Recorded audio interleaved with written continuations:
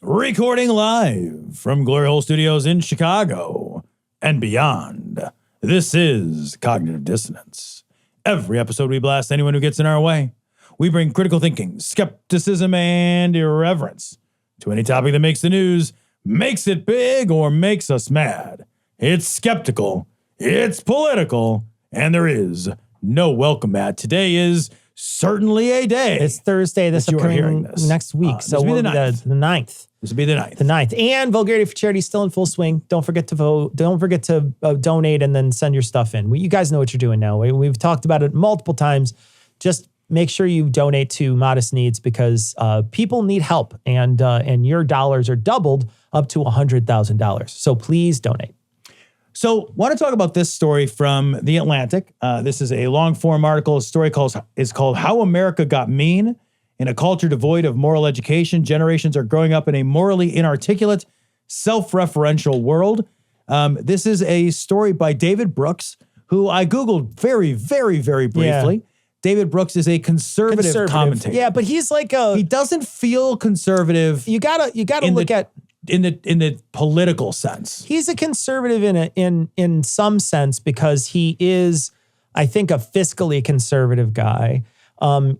He's a never Trumper. That's something that's pretty obvious, I think, even in just this article, that he's a never Trumper. But I also do feel like there is some sort of conservatism when I read this and I think about, because it is pining towards something that is in the past, right? Yes. This is a make America great again, even if you're not saying that out loud. In some ways, he is talking like that. Yes. I'm not gonna spoil it by saying like whether I agree or disagree about the whole thing, because I think it's more complicated than that. Yeah, same. But I think like genuinely, this is a guy who's looking back at a time when America did things differently and thinks than they do now, and thinks that it was a positive thing from back then that we've lost. Yeah, I think that's the sense by which this article specifically, not David Brooks, I don't know the body of his work, but like this article very specifically is conservative in that very traditional conservative sense. I don't want people to conflate that with the modern day Republican MAGA conservatism. Because I think it's different. That's based in racism and hate. And I don't think this is based in racism, hate, misogyny at all. I think he goes to great pains not to be That's that exactly way. it. I think he goes out of his way to talk about how the things in the past that were based on that are bad. Yes. And so I do think that we should give him the benefit of the doubt there.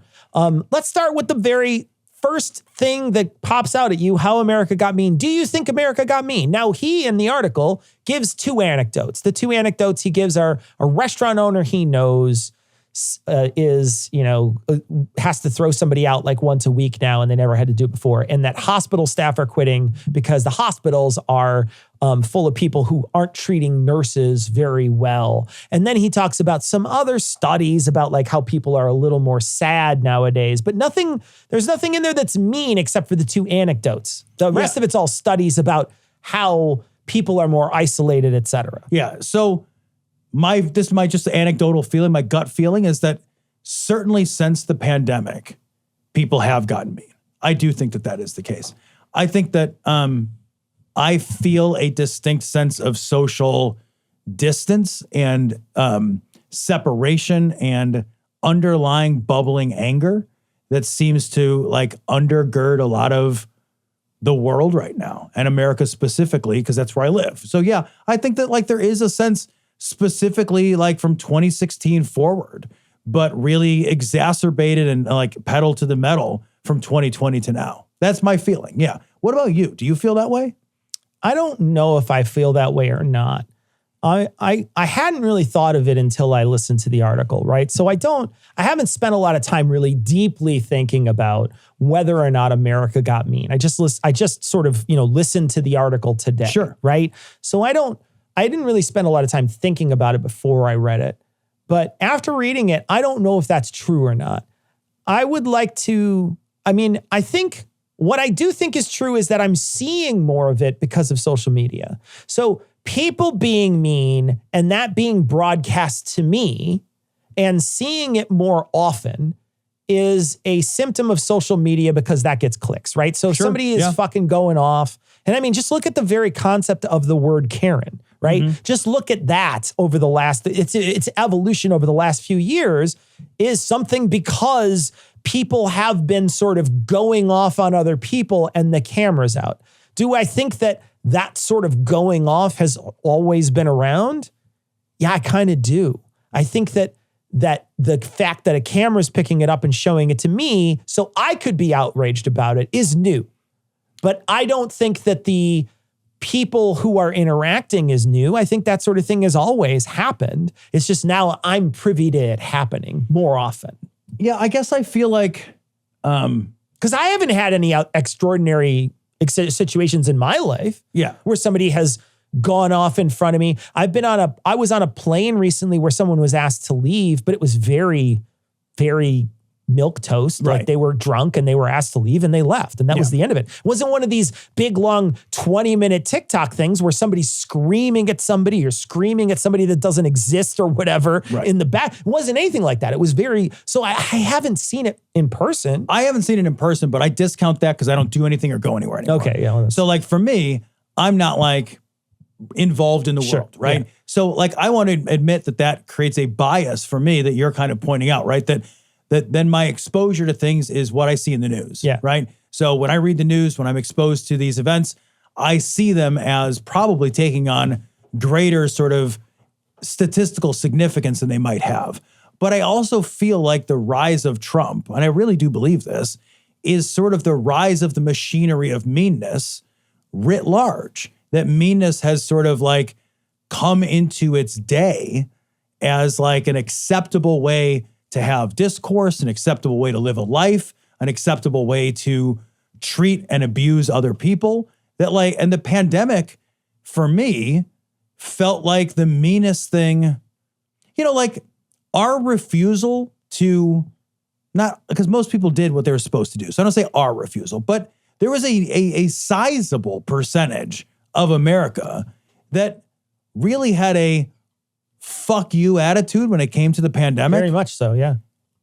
And maybe they always had that attitude, but I feel very much like the rise of Trumpism gave voice to that and allowed that to sort of like fester and amongst a certain cadre of assholes be a sign of coolness. Yeah. Be something people were willing to wear on their sleeve or as a badge. I want to step forward a touch in the article so I could talk about it. Yeah. But it's where he says in the article, he says, look, a lot of people have thought about why this is. So we're just taking the premise that America has gotten mean. And I'm not discounting it. And I'm not saying it's not true, but I am not saying like it is, 100% true either. But I do want to say like, I do think you're right.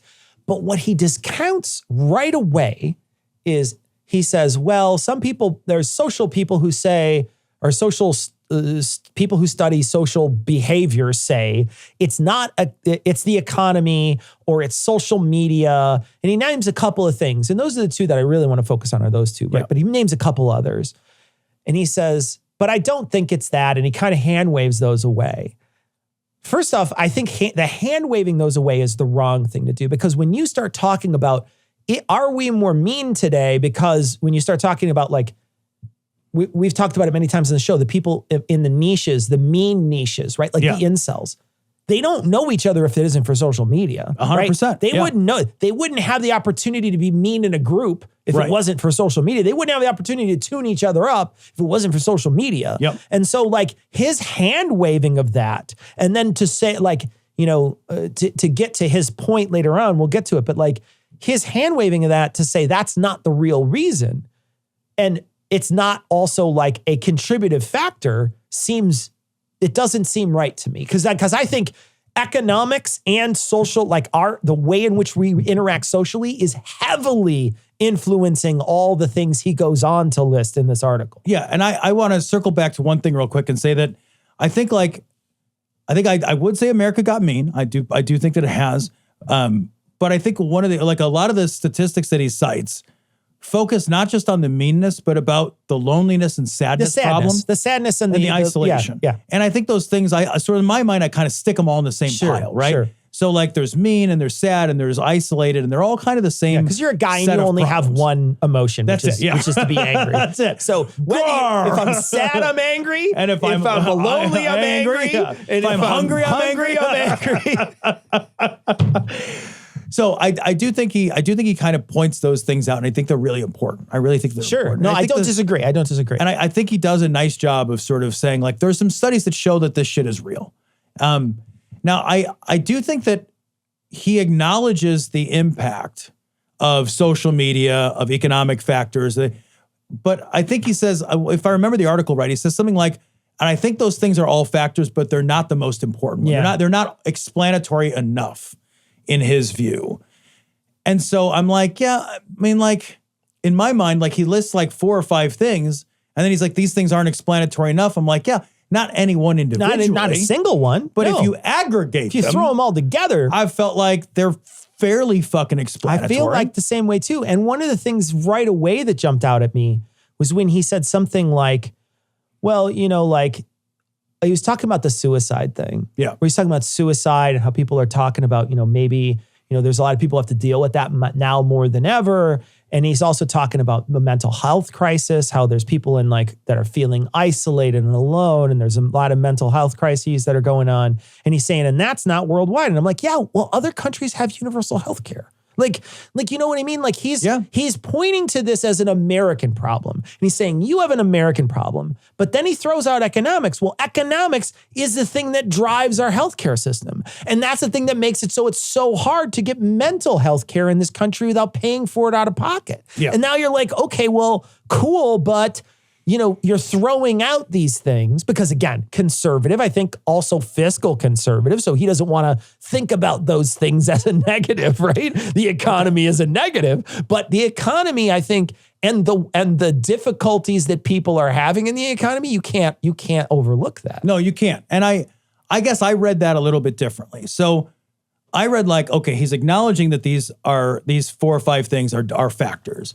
He's saying they're not explanatory enough. And he's saying that this other hypothesis, which we'll get to in a second, is maybe a better umbrella. Yeah. But in my mind, those things still live under that umbrella. Sure, absolutely. I agree wholeheartedly too. So like, and one of the things that he says, like his hypothesis is really that we have stopped in America, we have stopped trying to be morally cohesive. Yeah. I'm sort of summarizing We do not do moral formation anymore. Yes, that's right. That's right. And I do think that there's something to be said for that argument that perhaps if we did a better job being more morally cohesive and doing more moral formation work, that we would then vote for universal health care, for example. Like one of the reasons we don't have universal health care is that we're too fucking mean to help other people, right? Like I really believe that is part of it. It's like, do I think America? Yeah, like we didn't want when Obama, you know, was like, hey, like, here's this fucking Obamacare bill. And people were like, fuck that. I don't want to pay to help other people. Like, hey, like, we'd maybe do Medicare for all. Fuck that. I don't want to pay to help other people. There's a meanness, a selfishness, in that. a selfishness. Yeah. There's a cruelty to that, Yeah. you know? And like, if we're going to get to the point where we get enough people in power to fix that problem, we have to train people out of being selfish and cruel and mean. I love that people who currently have insurance say dumb shit like that, where you're like, you already pay for other people, stupid. Thank you. I know what are you, insurance dumb? is an aggregation of risk. Insurance literally already does those I know. things. Like, what are you talking about? It's open enrollment at my company. And like every time it's open enrollment, I'm like, Jesus, this is so expensive. Like what were you going to tax me? What do we get? What do we get? $700 a month. It's insane, dude. $700 a month. And that's like, it's not like $700 a month and then everything's paid for. It's $700 a month. And then I still pay, but now I just pay less. So I lost my job over the summer. Right. But I was able to do what they call COBRA. Right. Which is where your old company has to offer you an insurance thing for a limited amount of time because you were on their insurance for a while and they expect that you're going to go get off their insurance, but you need some time to do that. And so the government gives you an opportunity to stay on that insurance. And because I worked there for 23 years, I got 6 months. I got the maximum, right? I got the maximum that my company allowed. But then you get a chance to see how the fucking sausage is made once you do that. Because you don't really pay attention as much when it's coming out of your paycheck. It's like it's one of those line items, those million line items that you have on your paycheck. So you don't pay attention as much. But once you get a chance to look at it, you're like, what the fuck? I'm paying what now? And then, like you say, it's not like I'm paying it. I'm like, guess that's free for 6 months. No, I got to pay a bunch of other money too. It's the dumbest system. But you're right. It is. I agree with you. So I think it's that's the problem. selfishness. So I feel like the problem he's trying to solve is how do we fix the moral problem so that people will do the right thing and vote for things like universal health care? His premise is that we don't treat each other with respect and consideration, and we are more selfish. And he says that moral formation does 3 things. It restrains our selfishness, it teaches ethical skills, and it helps people find a purpose in life. Those are his three premise that he lays out at the beginning of the article to talk about why this is important, why we should do moral formation, why we should do more moral formation. And I'm reminded of a conversation we had out of college. Now, this is decades ago. You and I remember we were walking around a park by my house. It was late at night, both of us having to go to work in the morning. And we were talking about how we didn't feel like we had a purpose. I remember having this very specific conversation with you and saying, I just graduated from college. And my whole life, I thought I would have a goal. And once I finished college, I don't have a goal now. And I remember you saying the same thing, like, I don't have a goal either. Yeah. And in college, I felt a lot more idealistic than once I graduated from college. And I was less idealistic after I graduated from college. So I recognize, and in my own life can point to parts in my life where I felt a little bit adrift. Sure. Yeah. So, and very specifically about like the final piece that he's talking about like how to live a life that is fulfilling. Yeah.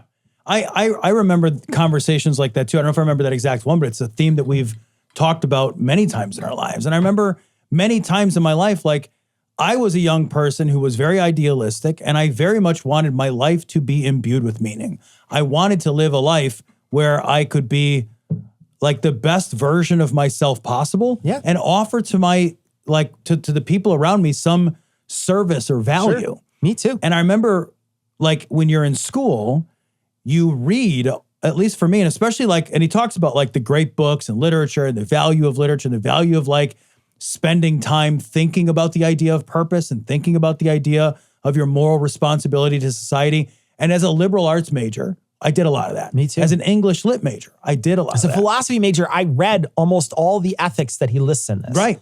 So like I spent time doing that work and then was thrust into a world that didn't value that. Didn't care about it. Right. And I agree with the premise that that's a fucking problem because I can't solve that if it's just me worrying about purpose, right? Like if it's just me as an individual worrying about my life's purpose and wanting to be a good man and thinking about what it means to be a good man and like really pondering over how to spend my life in ways that like were meaningful to other people and meaningful to myself in return. That was all stuff you and I were both really like, I remember we would talk about that shit and it mattered to us and it still matters. Still matters. And I still haven't solved it at 45. Yeah. Like I'm 45 and I haven't figured any of that shit out. I remember worrying about like, or lamenting, I should say, that like the ways to offer yourself, to make yourself of service are like religious or military. Those are the big ways that you can live a life of service. There's not a civilian that's like a non-secular. Right. Or a secular, not non-secular, secular way. Yeah. And I think all of that is true and right and a problem.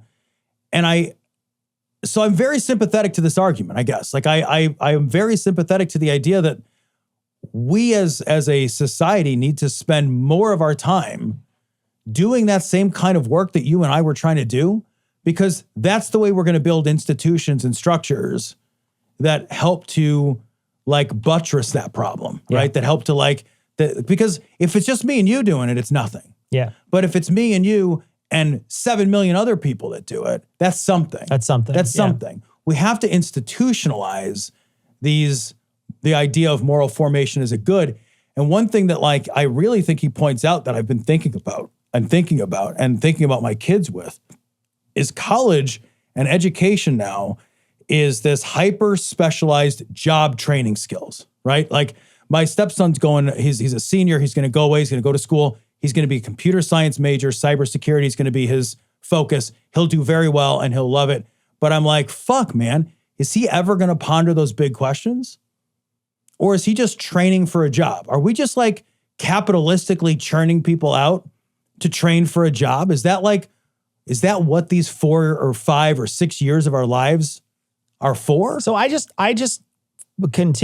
finished my career as a person who worked at a liberal college for 22 years, 23 years.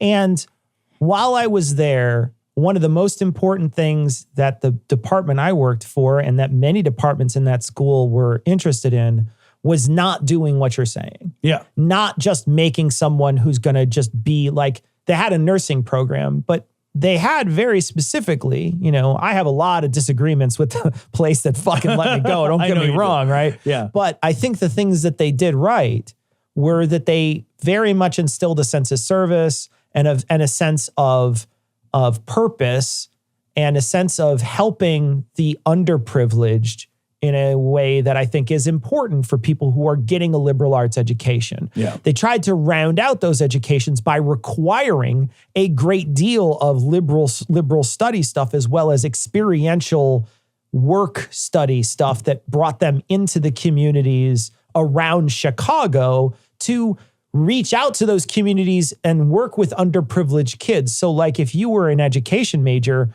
very often you would be sent out to some of these underprivileged kids for after school activities for a semester or two. And that would be the class that you had. You got college credit to go work with kids after school. And so like they did a lot of this work and they did a lot of this sort of experiential stuff. And I think that there is a place for that. But I also see that like there's a big push in our society now, and he mentions it too, that what we're trying to do is say, well, maybe college isn't for you. Yeah. Maybe college isn't for you. Maybe you need to get into a training program where you learn how to weld. And that's not wrong. But then you've got to expect that they're going to go out and read, something deeply on their own and not have a liberal arts education, which would veer them off the path of these things, very specialized things that they're learning, into something else that is less specialized but more worldly. And I think like that's something that you won't get as an associate. That's something you won't get as a job training type program. Right. You only get that in a 4-year liberal arts school. You won't get that anywhere else. And to come back to your first complaint about this article and this thought process, which I agree with in many ways, is like, I've read a number of articles that, the trust and faith and attendance rate in colleges is plummeting. It's plummeting. It's absolutely it's falling off the fucking map. There's a reason I lost my job. And I know nobody knows that better than you. And like, part of the reason for that is that people are looking at the economics of it. Yeah. And they're saying, well, a college degree costs this and a trade school costs this. And the job I'm going to get is going to be X versus Y. And it just doesn't make dollars and cents for me to go to college. We've made, like on the one hand, you and I both, I think, believe, then we're saying here that like, there is a value to this idea of moral formation, of wrestling with big questions. But we've made college degree impossibly was valuable. My college degree was valuable. Yeah, man. It was valuable. I learned a lot and met a lot of people, and I pushed and pulled my own arguments with other people and formed myself around sharp edges of other people. Yeah. Right? Yeah. Like there was so many times where I might have thought something going in that I don't think now because I thought about it more deeply because I had someone else to talk it through with. So, and it changed my perspective on life. Yeah. I think it's very valuable. It was to me. It might not be to somebody else, but it was to me. And so, but I think that there is something to be said. He even says in here that there used to be an answer when they would ask kids to go to college. Why are you going to college? A lot of people said is so that they can form themselves and figure out what they think and what they want to believe and how they want to live their life to, well, I want to be wealthy. I want to make money. Yeah. Well, and I don't blame people for having that approach because we've made college so expensive. Sure. That if you don't go into college, if you go in saying, I'm going to outlay $110,000 for a bachelor's degree, you've got to say, I've got to get something out of that. I've got to get more than $110,000. I'm going to pay all this student debt. I'm going to be saddled with this for years. I've got to go in. I've got to make this make dollars and cents make sense. There used to be a time, and I hate this sort of like, back in the dayism, but it is true economically that going to college was something that was affordable for regular people to do at one point. And we've made it this like fucking Sisyphusian economic task man, you basically to get a fucking degree. Basically, fucked. I don't blame people for saying, look, I'm going to school to make money. Yeah. Because school costs so much money. We hit it just at the beginning of when it started to become really, really obscenely expensive. It was expensive when we went to school. It was very expensive, but it wasn't as expensive and as prohibitively expensive as it is today. Yeah, it's insane. And right I now. think that there's a very big difference between when we went to school 20 years ago and when this sort of stuff was happening. This also to me screams why this is an American problem again. Yeah. And it's because other countries say you want to go to university, mostly you can. Right. Right? Yeah, qualify for it. Mostly you can. Yeah. And this also to me says that's why this sort of thing in other countries might be something that they're dealing with and contending with less than we are because they care about their people who live there. Yeah. And, I want to talk about the isolation problem in America too, because Haley and I were talking about this a few weeks ago. Like, I will say, we feel intensely isolated in the way that like modern life is structured, especially as a secular person. Like, I wake up, I work from home, I don't go anywhere. Like, I talk to people on the phone. There's no church to go to because we're not church going people. Our interactions get boiled down to a tiny handful of like face-to-face in-person interactions a week. It's next to nothing. And that's real easy to do in America. That's real easy to do. And that's not a good thing. That is not a net positive for our feelings of social connection and our building of community and our empathy for other people and our like desire to not other others, right? All of that stuff is easier to do when you live in isolation. And like, I think that if we have more and more people skipping the relationship building portion of college, skipping the relationship building, going right to, I got out of school, I went to a trade school or whatever, or I didn't, I got a job. Now I wake up, I go to work, I come home. I wake up, I go to work, I come home. That is then more isolating. That's a cycle of isolation. Sure. And I think that we're already paying a price for building a society that really values people for being cogs in a machine. Yeah. And that doesn't like value our community building. Yeah. We don't value community building anymore. And it's real easy to not have any community at all and to just wake up and be like, God, I haven't seen another person in weeks. Yeah. That's an easy thing. Sure. I in my life, very much like, me, I'm kind of an introvert, right? Yeah. I'm not a guy who's like a very social guy. Right. But I have outlets in my life that are extremely social. I game every other week. I go to fencing practice every other week. I go to, these medieval recreation events, the SCA that I do. I go there like once or twice a month and go see hundreds of people at these things that I know at least 4 or 5 dozen of them by name, right? I know these people for 20 years. I've created a hobby for myself of the thing that I do, and I've kept with it for years because of this. But without that, I think about the exact same things you're saying. Like, what would my interactions be? My interactions would be going to the store and like maybe talking to somebody at a store or something. Like, I think you very much need to be intentional about, making those hobbies, doing those things, joining a dance club or a pinball club or whatever it is, the things that you're interested in, to do those things and be part of a community, something there. Because without a church, without a thing that's undergirding your own like social structure, you need to create that social structure on your own. And again, to your first point, part of the problem here in America is that economically that can be very difficult to do. Absolutely, 100%. It's that is a position of privilege I speak from, to be able to not have 2 jobs. Yeah, exactly. So many people, you know, they're working, their spouse is working, they're taking care of the kids. Maybe they're working more than one job. Everyone's grinding so hard. Absolutely. We have this rise and grind culture. Grind so hard that like, cause like I'll be honest, like if I don't see you in the studio, it's very easy for me not to see another face that isn't part of my home for weeks. Like this is oftentimes the only social interaction that I have, unless I have work meetings, which don't count. That doesn't count. It doesn't count. And that's a lie. That's not community. That's a lie. That's bullshit. A lie. And that's a lie that they use to trick you to think you belong and to trick you to think you're part of this and to trick you to do more shit for less. That's what that is. It is. That sense of like, we're family, we're community, It's like a fucking lie. All that's nothing. But I'll say that like things have become so isolated that like I oftentimes will be excited and a little like, oh man, the meeting's over. Cause I'm like, fuck man, I haven't seen another face in 2 weeks. Sure. You know, like I haven't been out of my house for not shopping. Yeah. You know, in like a month. Yeah. So like that sense of isolation I think is real. Yeah. And I think it's deep. And like, I think that it is a solvable problem. I really do. I think that it is a solvable problem, but it's a problem that has to get solved writ large, right? Like this is not like a self-help book. This isn't like you solve it. Like we are not individually going to wake up and change something and solve these problems. I think the solution that he comes up with is we need to sort of basically teach some of this stuff to young people. Yeah. Is one of the solutions that he comes up with. And that solution to me seems difficult.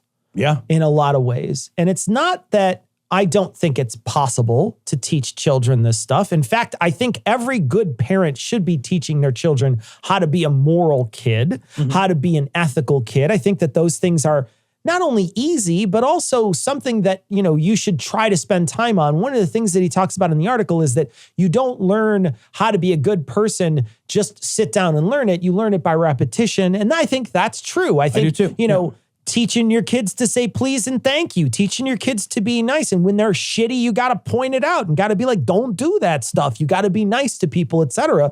You know, teaching your kids how to be moral takes time and effort, and it's difficult, and it's a repetitive process that has to be done over and over and over again.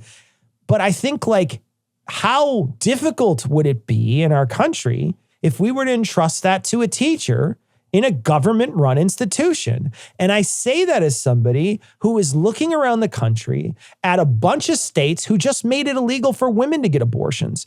What do you think those school systems are like? Yeah. You know, do I entrust somebody in the middle of Arkansas to teach my kid how to be a good person? Because they might come out hating trans people, right? You know what I mean? Like these are virtues to a certain group of people. Who decides what they learn? Yeah. You know, I think it's really easy. And when I thought about it, I was listening to this article, one of the things that struck me so much was like, yeah, I think it's really easy to say this stuff when you're a white guy and your rights aren't in question every day. It's easy to think this and say this when your rights aren't being constantly attacked. But I start thinking about like who's in charge and what they want to teach. And I think that this is a really difficult thing to just be like, well, we should just teach it. Do you know what I mean? Does that make sense? Yeah, it does. It does make sense. And like, I don't know. I don't disagree with you. And I also don't know what a better solution is the problem. You know, like, I do think that like we have to think about collectively having some amount of collectivism, you know, some amount of like a sense that we are all a part of a society and that we might have, you know, differences in terms of like, one of the things he talks about is that it used to be like that one of the things we differed on was like how to distribute wealth or how to distribute resources, that the distribution of resources was like the primary difference between political parties. That was economic difference. Yeah. That was really it. And like, I think that was true. I think like a big difference between the political parties was for a long time distribution of resources. But now it's like we have differences in terms of like who is valuable, who counts as a person. You know, change that is the civil rights movement. And yeah, I know. And like, because before nobody cared about black people. Yeah. Before nobody cared about women. And now that suddenly they're in the thing and be like, oh, those are also people, by the way. Now suddenly there's a whole group of people that are like, oh, the economics, but fuck those people. Yeah. And because there's a lot of people who are like, fuck those people. Yeah. Yeah. LGBT, people of color, women. There's a lot of people out there that are like, fuck them in the face. Yeah. I don't care about that. Yeah. And like, it's crazy because like you add that up and it's like, that's most people. That's most people by like By a lot. By a lot. Yeah. Yeah. America is run, by and for a tiny minority of people that looks just like me. Yeah. Like I totally recognize that. I think that this article is a call for how do we build the kind of institutional empathy that is required in order for us to see people. So here are kind of the solutions that he comes up with. And I don't think any of these are bad ideas. Sure. Mandatory social skills courses. I think that's a terrific idea. There's a show that I watched, which was far more interesting than it had any right to be. It's a Netflix show, and I forgot what it was called, but it's like there's a Chinese woman who teaches people etiquette, like teaches people how to be polite. Okay. I forgot what the fucking show is called. And the reason it was super fascinating is that her theory on etiquette is that etiquette is about making other people feel comfortable around you. That learning these sort of social rules is a way for you to make other people feel at ease. And like when you embody it in that way, it's not just learning which fork to use, right? It's learning this series of rules so that everybody knows what to expect and everybody feels comfortable. And it fucking works. And I think that like, and this is something I've been thinking about on my own anyway. Like, I think that we don't do a good job. We do some basic social skills stuff. We do sex ed, for example, but we don't like teach people how to have a conversation with a stranger. That's a skill you can learn. That's a skill we should learn. Social skills courses can and should be taught, I think. Like maybe everybody ought to read How to Win Friends and Influence People. It's a great book. Because that's about shutting up and listening. It really is. I will say, and this could be just me being really old. Yeah. Right. So understand. I'm old too, brother. Understand I am prefacing this by saying like, fuck, I'm old when I say this out loud. But kids these days, can I start like that? Does that make it sound older? With their TikToks. I just want to say like, my childhood was very different from how kids live today. Yeah. I was forced to be very social at a very young age and had to learn a lot about being social. I think more than most kids have to learn nowadays. I think like the playground after school or the playground, your mom goes to visit a friend, right? Right. And you get in the car with her to another city and down the street, there's a playground.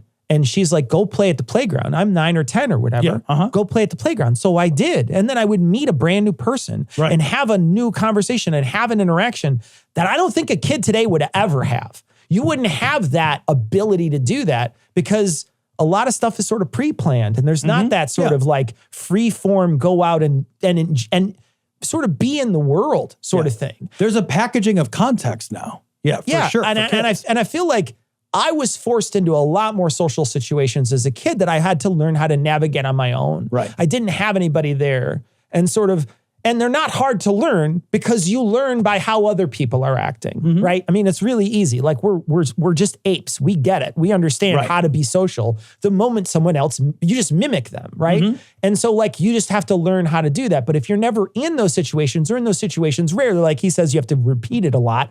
Maybe you don't get that as much as like sort of we did. Yeah, this is something I thought about. I wrote for my blog for my boys. I wrote an article called How to Be Likeable. And it's a lot of this kind of stuff. It's a lot of like, hey, there's a 70-30 rule. Listen 70% of the time, speak 30% of the time. I got a whole bunch of this stuff that I put in there because I was watching my older son struggle to make friends and build connections. And part of it is because, just to your point, he's had less opportunities by the same age than you and I have had. Yeah.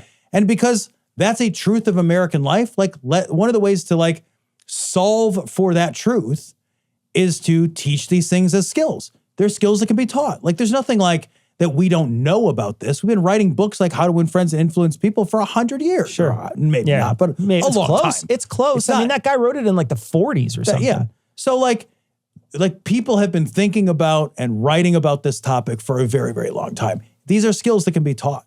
I think we should teach them. And I think we should teach the why. Like whenever we teach something, we should teach the why. Here's why these skills are important. It's like that etiquette lady on that show. I can't remember the name of when she said like, hey, etiquette is about making other people feel comfortable around you. My ears immediately perked up and I'm like, this is actually valuable. Yeah. There's actually, and There is I value learned there. from it. Yeah, there's value there. Yeah. And the stuff that he talks about too, you know, like how to disagree with respect, how to ask for forgiveness, how to patiently cultivate a friendship, Yes. how to sit with someone who's grieving, how to be a good conversationalist. All those things they're not hard to do, but they take practice and they take a sense of understanding that you need to learn from someone else how to do it. Yeah, And and these are beautiful things to learn. absolutely. They're wonderful. they're beautiful things to invaluable. learn. They Yeah. genuinely are invaluable. They are. So I'm a fucking on board for this. A new core curriculum. I thought this was good too. And again, this sort of like flies in the face of what you might think of as a conservative, because what he says is, look, the old stuff we used to read was pretty racist and sexist. So we need a new core curriculum that it respects a diversity of views, but we need to have more stuff from more views to build deeper empathy across a wider spectrum of people. That's really hard to argue with. No, I don't disagree. Like I read that and I was like, yeah, I agree. Yeah. But again, like there's a lot of me that keeps on going, okay, but how? And I don't expect that somebody who points out a problem and has in some ways an idea on how to fix it, I don't think he should be able to have to fix everything in it. Right. But I am still wondering. Yeah. Well, I mean, one way to do this would be to adopt a national standard for like this certain set of books, for example, are like required reading at a national level. Sure. Yeah. You know, that would be a way to start down that road. Still runs into the problem of who picks it. Yeah. It still runs into that problem. The two biggest textbook people are Texas and California. Who's the one, right? If it's California, half the nation hates it. If it's Texas, half the nation hates it. Right. And I know that's a big problem. Yeah. So like, intergenerational service. This is something we talked about years ago where there isn't a thing that doesn't feel non-religious that you can just go and do for like a year, right? So like there's plenty of religious outlets for people who are in that in-between year between college and getting a job. And they go out and they live a year of service. That's very common for religious people to do. In fact, when I was in college, when I was in college as a professor, and when I was working in a college, I flew out to Colorado to teach a group of people who were in a religious group of people.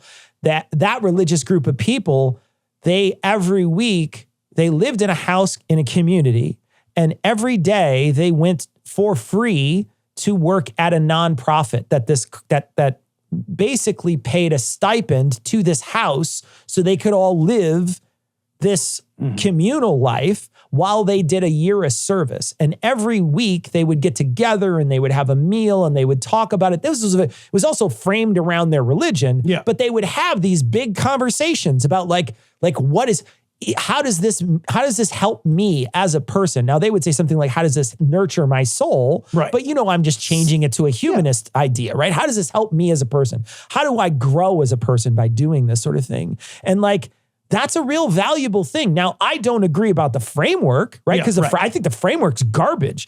But genuinely, like if there was something out there for like me after that time, I might have taken somebody up on it. Yeah, and there was a hot moment in our community when there was one group who was starting to do this. I don't know if they continue to do it, but when we first started podcasting years ago, there was a humanist group. I think they were relatively local. One of the guys wrote a book about child rearing too, like secular child rearing. And he was running this group of people who they would fly over to like Africa and spend a year in service, but they were collecting donations so they could do this work and live there, right? So like there was an administrator who picked all the resumes out and then they sent them over. That's great. Yeah. That sort of thing would be amazing. It just doesn't exist for most people. It might exist as like the Peace Corps. I don't know if the Peace Corps is not religious or anything. I think the Peace Corps is not religious. The problem with the Peace Corps is that, and this is another problem too that I think needs to get fixed, is it needs to be more open access. The Peace Corps is hard to get into, right? Like there's an application process and they take very few of the applicants. And then there's like a super small sliver of time where you get to do that. And then that's it. And now all of a sudden you're 30 and like your life is going to stretch for 50 fucking years in front of you. And if you have any opportunities to be of service to other people in a non-religious way, you got to make them up yourself. You got to find a way to do it. And that sucks. And we've talked about on this show before that like there really should be a branch of the American service that is not the armed service. That is a branch of American service that goes out and uses diverse skills from people of all kinds of ages and ability levels and educational levels to do things that are essential for the infrastructure of this country. I don't know why that doesn't exist. There was a point in my life where I definitely would have been like, look, I don't want to join the fucking Air Force, the Marines, or the Navy, or the Army. That doesn't interest me. But if there was like an American like works program where like I can dedicate my life to like traveling around this country, helping to build dams or, you know, like do other important work across this country that needs to be done, in a second I would have done it. I'd have signed up. I'd have been a career guy. I'd have been a career guy in a heartbeat. Like we spend all this money institutionally building these armed forces, but we don't have an unarmed force of service. Yeah, no, I don't understand. I think it's a great idea. I don't know if there's any will to do that, but I love the idea. Yeah. The one thing I want to touch on with this is this again reaches back into economics for me. Mm-hmm. And it's like we create these opportunities for people to go out and help the underprivileged, but we don't fix the underlying problem of their being underprivileged, right? Sure, yeah. Like we don't ever build a good enough safety net. Instead, we Band-Aid that shit with charity and with years of service. Yep. Whereas we could, you know, have people go out and do the things you're suggesting, which are like big projects and things like that, where it's not dealing with someone who is underprivileged, but instead we have to do the triage of helping people who can't make it in our society because we won't let them. Yeah, And absolutely. So like, again, I think there's systemic problems with our society that make it so there's people that need that help. Yeah, absolutely. I don't know how we're going to get through those at this point. Like I have a real worry. I think you share it.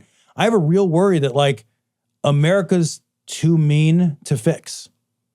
That like that individualism is too much for us. Yeah. It's too much part of our ethos, and it makes us feel like we can reject other human beings for our own selfishness. Right. And it happens so often in our society. Yeah. It's a value for some It is. people. It's a value. You're not wrong. It is a value. You're not wrong. It's a fucking value. So the next one is moral organizations. So, you know, this was really trying to pull apart the capitalist venture from the altruistic venture. Yeah. That there really needs to be organizations which exist outside of capitalism. Sure.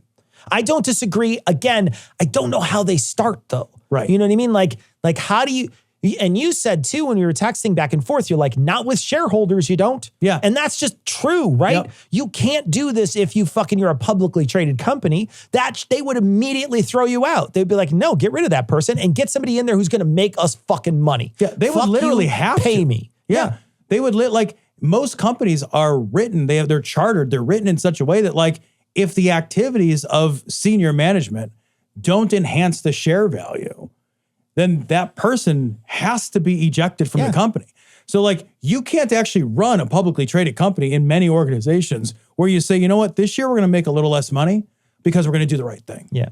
Like that would actually run against the charter of the company. Yeah. You would get ejected as a matter of course from that company. I think that there's other countries out there that do some things to limit business and limit profits. They have, maximum wage, for instance, in some places in the world. A maximum wage is something that limits that sort of thing. And I feel like those types of things are put in by people who care about society. That's a thing that for people who care, and they don't want to see, the capitalistic hellscape that we live in, which is genuinely the bottom line for the next 3 months. Yeah. If it's not the next 3 months, I don't fucking care about it. And like windfall taxes. Like windfall taxes are a very straightforward way to be like, look, all right, fucking BP, you can't actually have record profits at the same time that oil prices have skyrocketed and everybody's paying $5, $6 at the pump. You're not allowed to have record profits during that time. If you do, you got to pay back into the social kitty, right? Yep. We just don't do that. Yeah. It flies in the face of that individualism. It flies in the face of like this idea that we have this weird conflation in America that our economic system, which is capitalism, is also a virtue system, that it is also a moral good instead of just the economic system. Yeah. That is so fucking weird to me. Yeah, I know. But it is 100% Yeah. a truth. Yeah. Politics as a moral enterprise. We've talked about this on the show Yeah. so much. I genuinely feel, though, that he downplays the fact that there are people out there who want to literally strip the rights of other human beings away. It feels downplayed in this article. Yeah. Especially here. Yeah, I don't 'Cause disagree. He feels like he's saying, like, well, come on, politics, what's a big deal? You shouldn't treat that as your, there's a feeling there that he talks about it in a way that it's sort of flippant. And I'm like, no, man, it's a genuine, like, there are people out there in the world that want to strip the rights away from women. They want to strip the rights away from people of color, and they want to strip the rights away from people who have a different, might not have gender conformity like they do, might not have the same sexual conformity that they do. They want to strip the rights away from those people. Yeah, and this is a point where, you and I have talked on the show before that it is impossible right now to see your politics as anything other than an extension of your personal moral values. Sure. Right? So I've been asked on the Dad Show, how do I handle talking about politics with my kids? And I'm like, I talk about politics all the time with my kids because I talk about my values with my kids. There's no way to talk about your values without talking about politics anymore, because politics now is not a matter of distribution of resources. Yeah. And that would be a moral issue anyway. Sure. But it's not a matter of that. It's a matter of politics now is deciding who's people. Yeah, right. And deciding who matters. Right. That's what politics are. So you can't separate politics from your morals anymore. They are the same thing. They are simply an extension of your moral values that you want to write onto society. So I don't see how you can pull them apart. I feel like I would love to see moral institutions that are secular for young people pop up. I think a lot of secular, there's going to be a growing, in the next 15 years, there's going to be a way growing secular base in this country. Absolutely. And yes. I think there's a moment now where those types of things that you're talking about they're not steeped in religion, because so many people get their morality from religion. Yeah.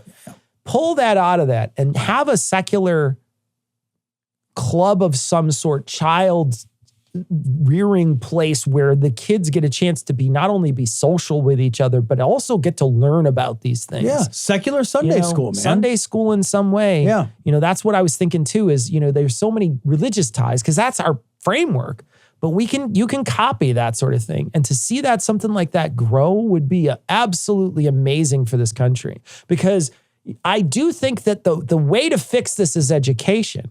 I just don't know that I trust the government to do it.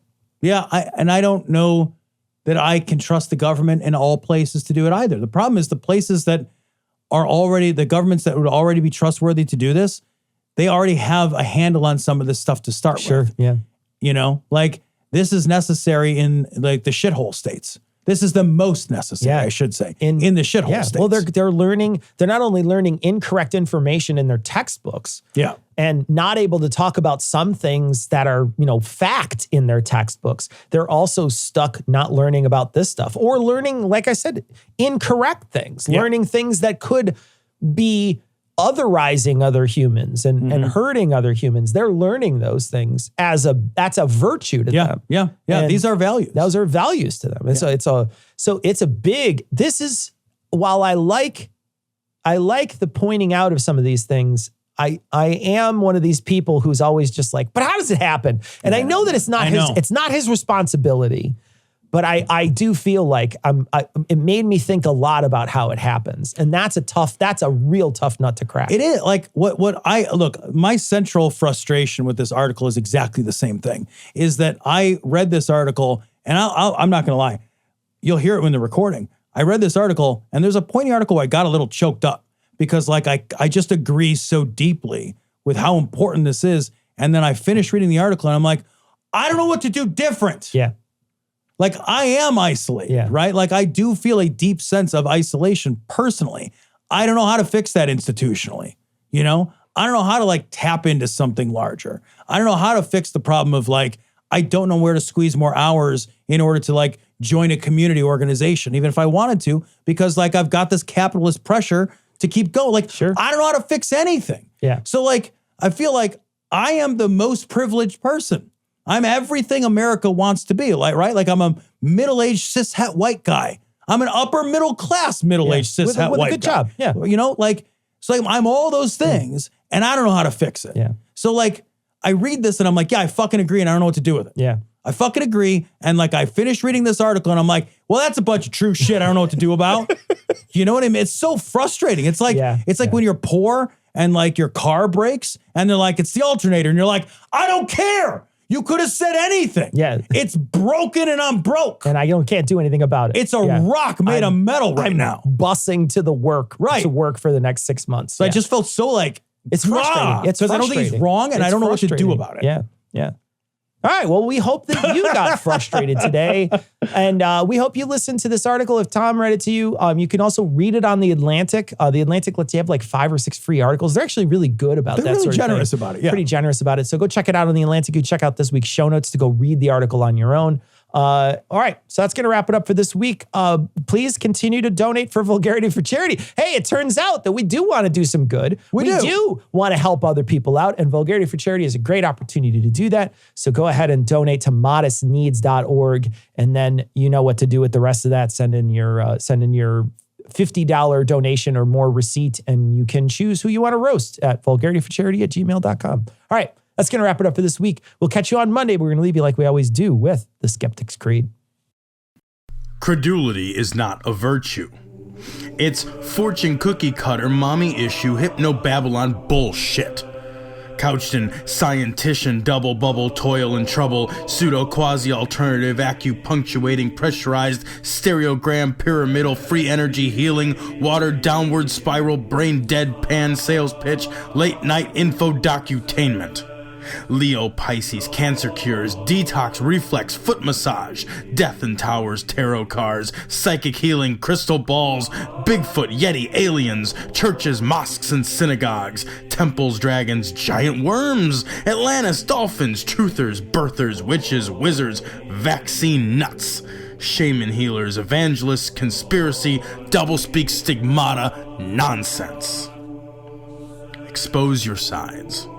Thrust your hands, bloody, evidential, conclusive. Doubt even this.